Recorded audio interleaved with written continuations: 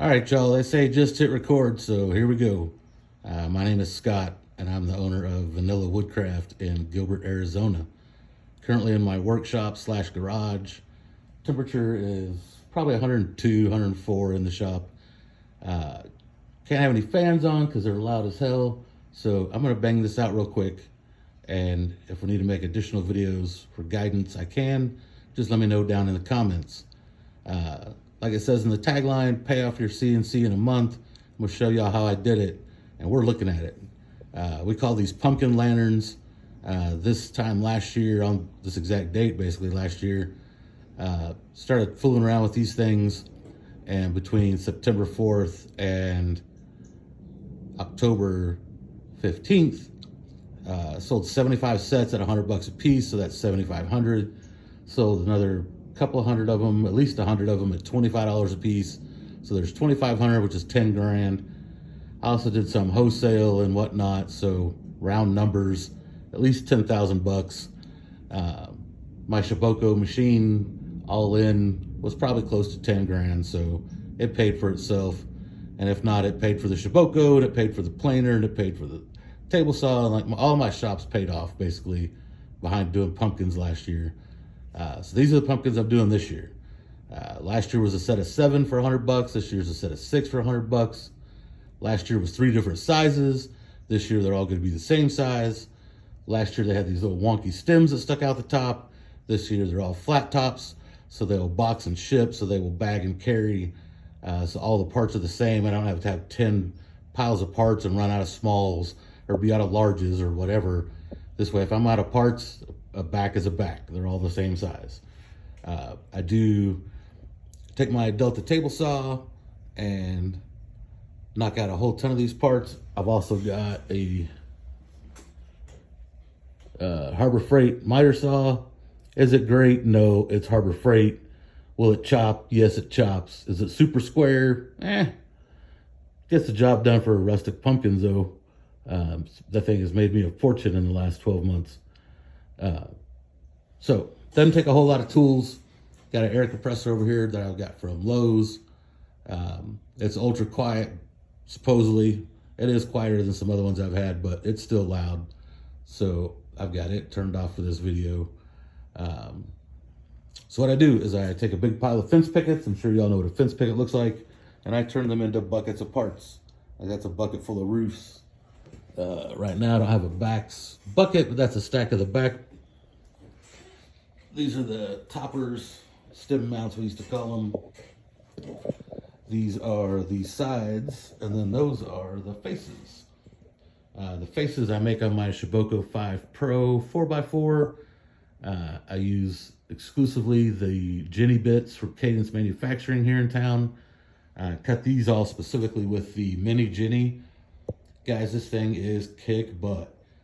It'll do full depth of cut. It's like using some crazy, super duper laser or whatever. It just rips these things. When I started doing them last year, these are the faces I did. That's the ones I had them numbered so I could tell which numbers were which. But was just using Amazon bits, was using the feeds and speeds from Shapeoko, and taking about 2 hours to cut a set of them. I cut this set of what I call the OGs that I showed you right here, 11 minutes, start to finish. I've got a time lapse of it. This thing, it just tears ass. It doesn't mess around. It's easy maintenance with some simple green and you're good to go. I'll go through some of my shop equipment stuff in more detail later. If y'all want to see it, just put it in the comments. Yes, my spoil board is crap. Yes, I know how to zero. Yes, I zero all the time. It's a Shapeoko thing. It just decides zeros wherever it wants zero to be. My cheap Amazon laptop to run the thing. Cold tea, because Phoenix, 115 in the summertime, needs some iced tea. And here I got a stack of parts. So I'm going to do some talking while I bang one of these together in real time so that you can see how easy it is. Oh, and so if you hadn't noticed my really smooth roller vision, yeah, there's a thing.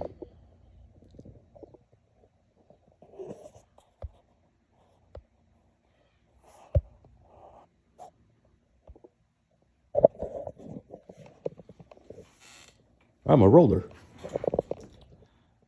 Missing half of that one, missing half of that foot. So I get around nice and slick. I do have a prosthetic. I am working on it. It is hard. I will get down to it. But for right now, I roll everywhere I go.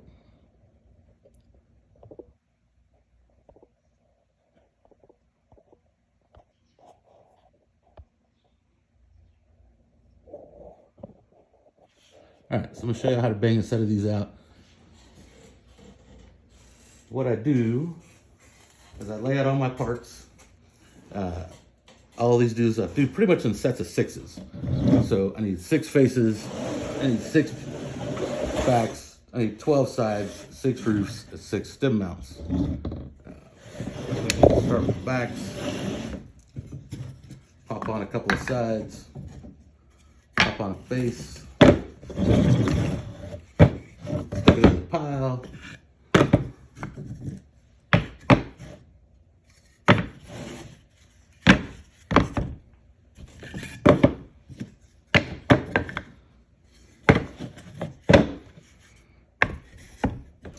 Well, need some more backs. There's sides, I mean. Sometimes I don't math as good as I should. Plus, you know, video nervousness and whatnot. There's the rest of the parts I'm gonna need. So back, 2 sides, face, stick it in the pile, back, a couple sides, face, stick it in the pile, move the pile where it's not blocking the camera. This video probably sucks, but hey, press record and let it eat, right? So I started doing these things last year and got completely overwhelmed. And I got completely overwhelmed with orders because it was taking 2 hours to do a set of faces. And then it was taking me forever to put a set together because all I had was the miter saw. So at one point during this adventure, they put that table saw on sale, and that thing was a game changer. And then I later bought the planer, and I'll explain that to you here in a little while. But bang these out. I take the cut sides, face them up. Take the prettiest side, face it up. This takes 11 minutes when I'm not talking and I'm just banging.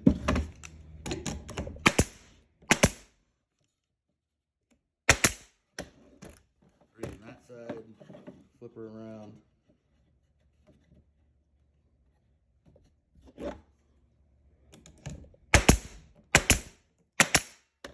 Reading that side.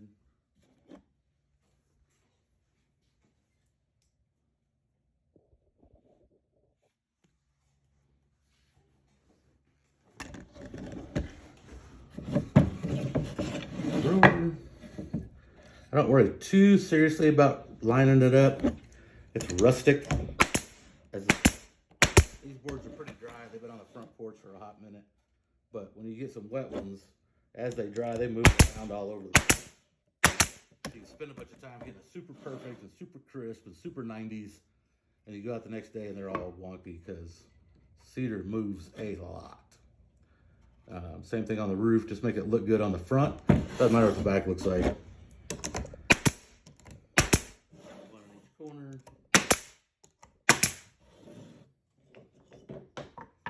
Stem, I usually put the rough side on the front and the pretty side on the top. And almost done. So yeah, I did a lot of these pumpkins last year. Made a pretty good living at it. Did a lot of cash, did a lot of Venmo, did a lot of, they pay for it and just stick them on the front porch and they can pick them up whenever they want. They live in a pretty safe neighborhood.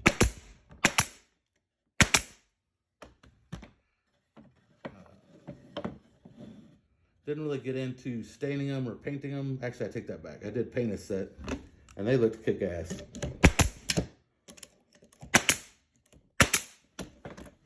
Give these things away.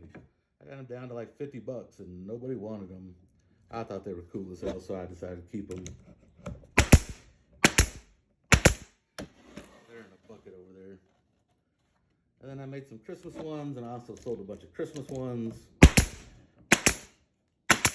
Made some summertime ones and sold summertime ones. Made Southwest theme ones and sold some Southwest theme ones. Somebody asked me if I could make some with airplanes, and I made some with airplanes. Somebody asked me to make some with crosses and hearts. So I made some with crosses and hearts. Making some for the local Flair sports team.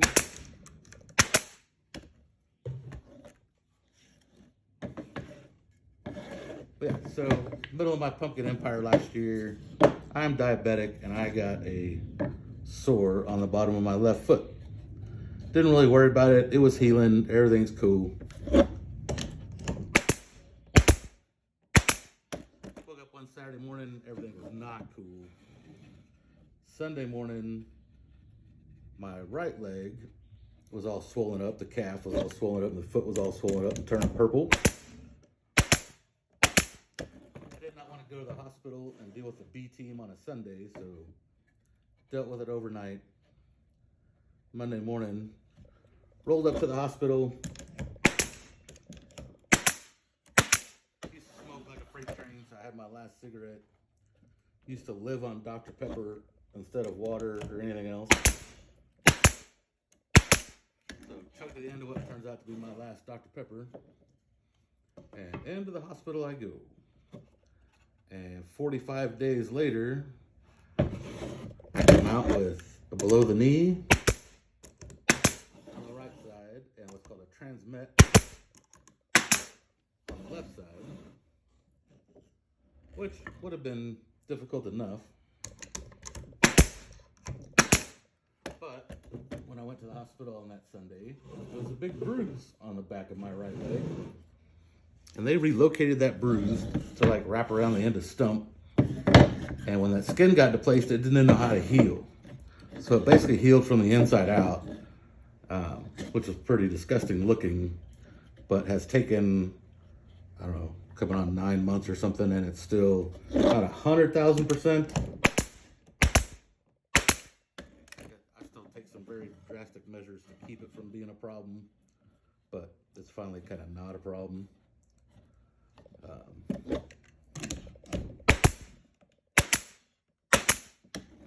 Begrudgingly adapted to wheelchair life. If you want to hear about some of that, leave it in the comments.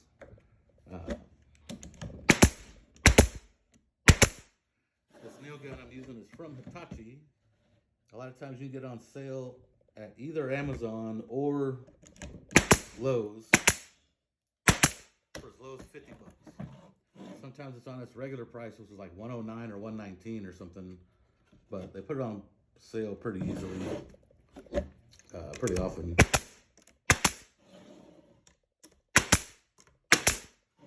Signed up to be an Amazon affiliate, where if you use the link in the description, I get a very small commission. It doesn't cost you anything, but it makes me look good. Also, you know, it's YouTube. Like, subscribe, all that stuff. I know nobody does it, but come on. Help a brother out. It's my first video. So if you're seeing it, you're one of the lucky ones. Give a brother some love, right? I would do it for you.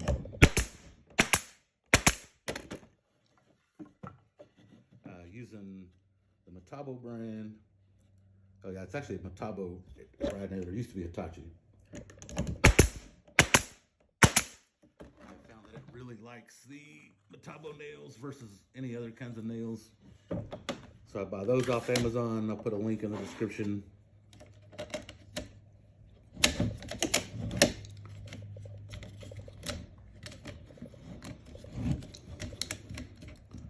Come on, bullets.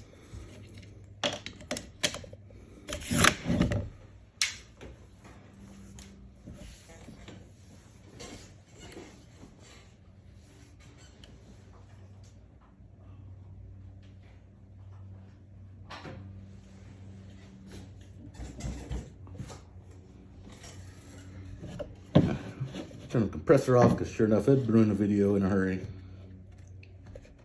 And like I said, I'm yapping, so I'm going kind of slow.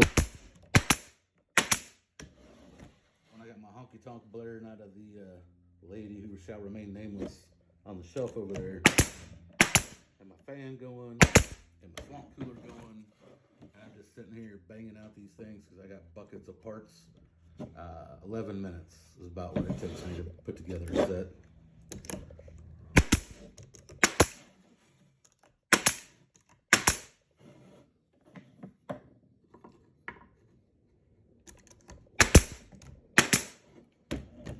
So that's it. This is pretty much the extent of my woodworking. I've built some spicy furniture. I did the planter benches from Who's the Voss, VOSS. He's here on YouTube, check him out. I did a couple of his planters and made some money with those. I may do some planter videos later. Right now where I live, it's 110, 115 degrees every day. Nothing grows outside unless you water it 5 times a day. But you can stay up late and it's nice and warm outside, and you can have some pumpkin lanterns to light the way. These things just get a little LED tea light, set the tea light down, pop this thing over top of it. Good to go. Tea lights last about a week if you just leave them on. If you don't want to turn them off every night. You could buy them by the hundreds on Amazon for dirt cheap.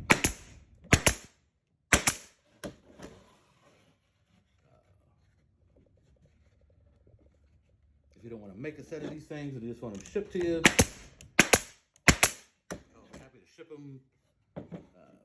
Lower 48's pretty cheap. If it's going somewhere else in the world, we'll just have to get a quote or whatever, try to figure that out for you.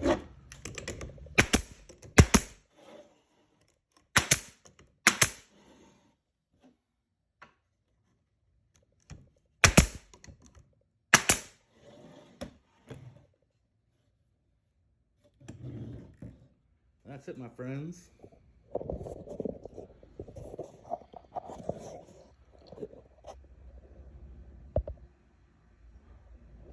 Got a set of these knocked out.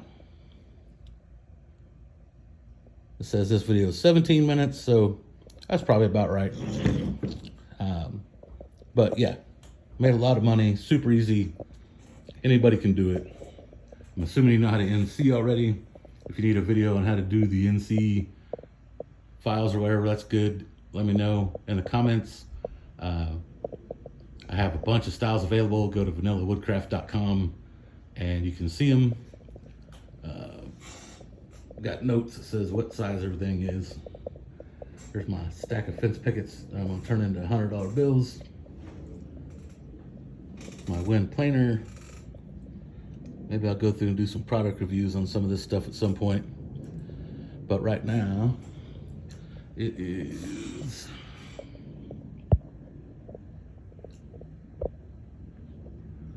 well over 100 degrees in here. I'm sweating like a hoss.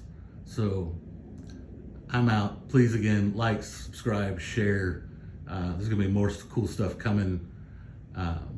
Lots of winter projects, lots of Christmas projects, lots of money. I'm making money. See you on the next one.